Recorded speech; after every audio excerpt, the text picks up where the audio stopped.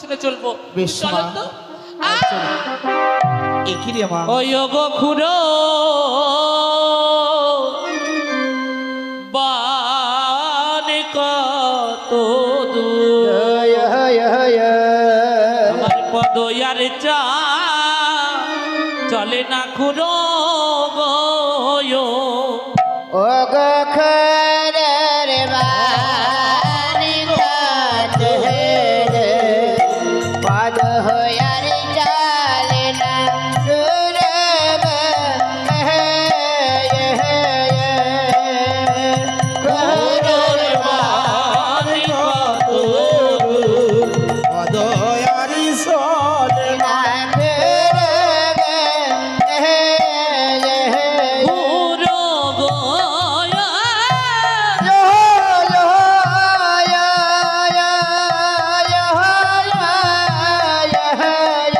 তুমি শোনো শোনো খুড়ো গো আর কত দূরে মনের তাপব তাই বলো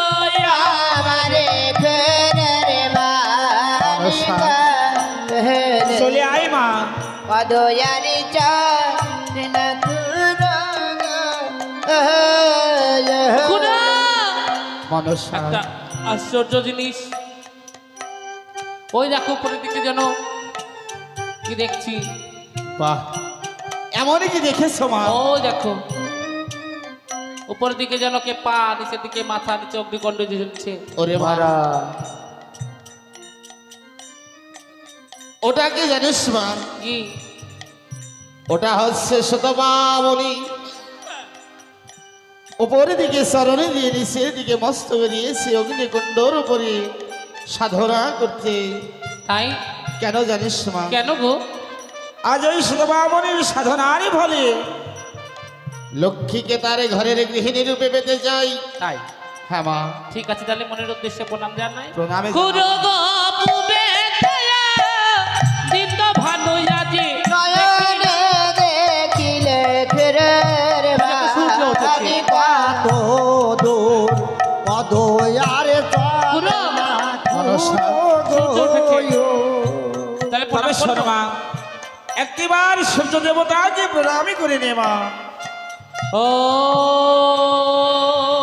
জবা কুসুমং শঙ্কাশং কাশ্যপ্যং মহাদূতি ধান্তারিং সর্বপাপগ্ন প্রণহ তস্मै দিবাকর এইবার সূর্যের দেশে আজি প্রণাম হইলে ফেরের বাণী কত দূর পদয়ারে চালে না সুরগ আইরে সেখানে ইতে বল গো গমন করিল ফেরের বাণী কত পদয়ারে চালে না সুরগ এই বনে দেখছে আর একটা আশ্চর্য জিনিস এমনই কি ওই দেখেছো দেখো মা? মাটির ঢিপির মধ্যে কেমন যেন শব্দ গুনগুন ও মা, মরা ওই ঢিপের ভিতর থেকে মরা মরা শব্দ আসছে।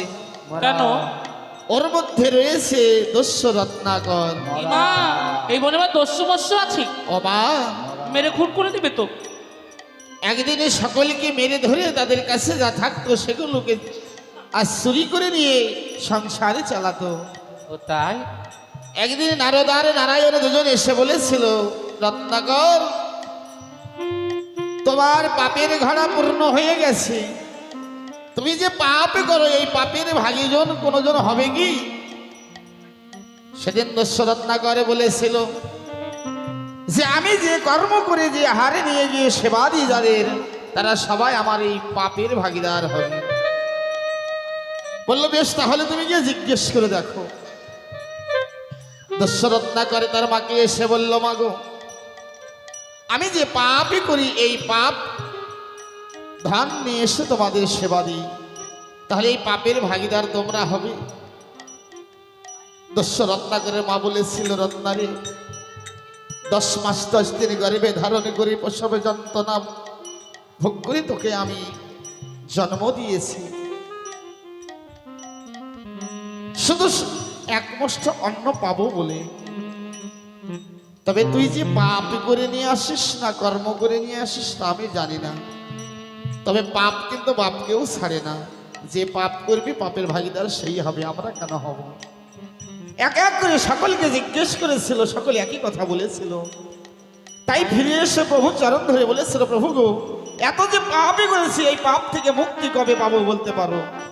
সেদিন নারায়ণে বলেছিল, দশরথ নগর এই স্থানে বসে তুমি রাম রাম জপ। তো প্রত্যেকদিন বাবা মরা মরা বলতো, রাম রাম তো মুক্তি বেরায়নি, রাম নাম মুক্তি উচ্চারিত হয়নি, এখনো হয় না। যেদিন হবে সেদিন উদ্ধার হয়ে যাবে। তাই দেখো খুনো, ওই দেখো পুবেতে দিন ভানু আমি দেখিলাম নয়নে। ঘরের বাহানি কাত অধয়ারি চলে না। এক এক করে আমাদের দুটি দিবস কেটে গেছে, হ্যাঁ সম্মুখে রয়েছে অর্ধ দিবস। এবার আমরা যেতে যেতে অর্ধ দিবস চালিয়ে দেব। চল মা, মনে স্থাপমানে ভবনে করা হলো, এবার আমরা ঘরে ফিরে যাব। এইবারই অন্তরে যাবে হরিজা দেবী, অন্তরে জানিল। ঘরের বাহানি কাত অধয়ারি চলে না।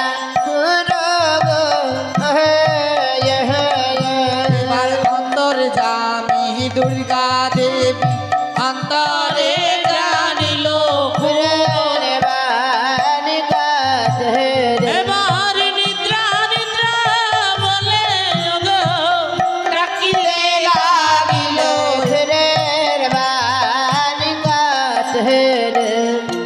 অধয়ারি চলে না। মানিদ্রা। মাগো, অসময়ে কেন স্মরণ করেছো মা? অসময়ে কেন স্মরণ আর করেছি জানো? তবচরণে পোনা। আশীর্বাদ করি তোমার মনোবাসনা পূর্ণ হোক। তবে তবে শোনো বলতে মা। পারো মাগো, এই অসময়ে আমায় কেন স্মরণ করেছো? কেন স্মরণ করেছি জানো? বলো না। ওই দেখো মনীষ তপবনে গিয়ে তুমি কি করবে জানো? কি করবো? আজ ওই মনসার নিদ্রায় নিদ্রিত করে আসবে মনসাকে। নিদ্রায় নিদ্রিত করে হ্যাঁ। তুলতে হবে। বেশ মা, আশীর্বাদ করো, তোমার কর্ম যেন আমি উত্তীর্ণ হতে পারি। আশীর্বাদ করি মা। বেশ মা, তবে চলে গেলাম। যা। আসি। এবার মায়ের পায়ে প্রণাম হয়ে নিদ্রা গমন করিল। ঘরের বাহানি কাত অধয়ারি চলে না। হায়রে মনির তপবনে এসে উপনীত হলো।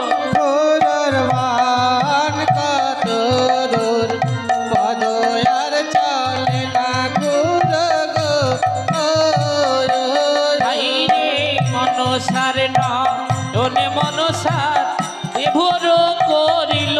ঘরের বাহানি কাত আর মনসার নয়নে এসে নিদ্রা এভর করিল। ঘরের বাহানি কাত আর ঘুমিতে ভর হয়ে গো গমন করিল। ঘরের বাহানি কাত অধয়ারি ওরে! মনসা, হ্যাঁ আমার বলছিস কেন মা? ঘুম পেয়েছে, কি পেয়েছে? ঘুম। ও তাই বলছি। তবে দেখ মা, আর কিছুক্ষণের মধ্যেই আমাদের এই মনীষাবন থেকে চলে যাব। চলো। গিয়ে তারপরে মায়ের মন্দিরে বসে বসে ঘুমাবে মা। আয় চলে আয় মা। হাইরে গদ গদ ভাবে মনসা চলি। মনসা, একটু ধৈর্য ধর মা, মানুষের যদি ঘুম আসে কেউ ধরতে ধরতে পারে? আর একটু চেষ্টা কর কি মা। আশ্চর্য কথা! আয় চলে আয় মা। আমি যাব না, যাবি না? আমি ঘুমাবো। ঘুমাবি?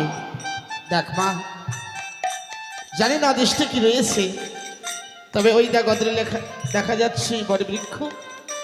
ওই বটবৃক্ষের শিকড়ের উপরে মাথা রেখে অল্প করে একটু এইখানে ঘুমিয়ে- হ্যাঁ মা, এখানে ঘুমাবো?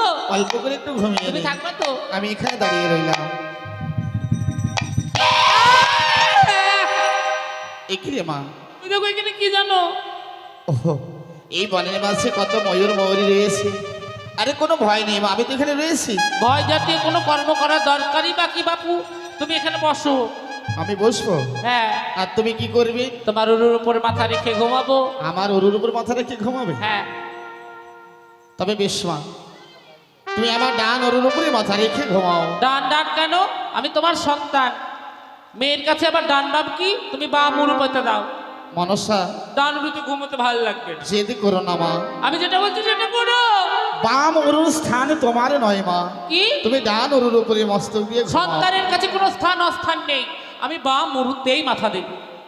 বেশ, তুই যখন শুনবি না, এই দেখ মা, এই বামরের উপরে মাথা রেখে খেতে অল্প করে একটু ঘুমিয়ে নে। সন্তানের সব স্থান সমান। আই রে উরুর উপর মাথা দিয়ে মনসা গো মালিক রে বাণী গাতে রে বাড়ি অন্তরে যাবি বুড়িকা দেবী আমার অন্তরে জানিল। রে বাণী গাতে রে মদ হয়ারি চলে না বিরগ এইবার মদন মদন বলে দুর্গা ডাকিতে লাগিল। রে বাণী গাতে রে মদ হয়ারি চলে না বিরগ এবার মদনে মদনে বলে দরিগা ডাকিতে লাগে